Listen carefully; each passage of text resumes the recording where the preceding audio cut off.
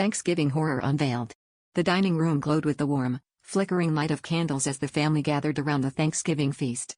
The table was heavy with turkey, stuffing, and all the trimmings, but it was the gleaming silverware that drew everyone's eyes.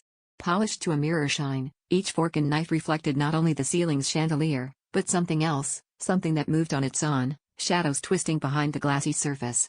When Aunt Marjorie reached for her spoon, her laughter died as she glimpsed herself in the bowl. Her reflection was choking, purple-faced, as invisible hands crushed her throat. No one noticed her stumble back from the table, clutching her chest. The others were too busy admiring the cutlery, each person caught in a silent trance.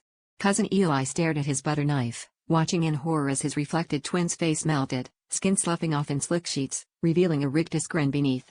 He dropped the knife and backed away, but the image lingered, smeared across his eyes. The room seemed smaller, the air thick and heavy, and no one could speak. Every mouth was clamped shut with terror, lips pressed tight as they peered into the shining metal before them. Grandpa, ever the skeptic, scoffed and picked up a fork, brandishing it before his nose. "It's just a trick of the light," he grumbled, but his voice gave way to a strangled gasp. In the tines, his own corpse grinned back at him, eyes gouged out, blood pooling on the white tablecloth.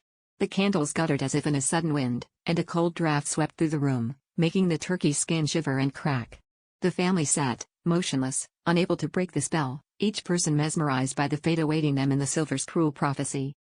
Something unseen prowled at the edge of the candlelight, growing stronger with every reflection. The silverware vibrated on the table, humming with hunger, and the shadows in their glimmering depths began to leak out, first as oily smudges, then as clawed hands reaching for wrists and throats. Screams echoed, muffled and wet, as the family realized they weren't just seeing their deaths, they were living them, one by one, in the haunted reflection of Thanksgiving's feast.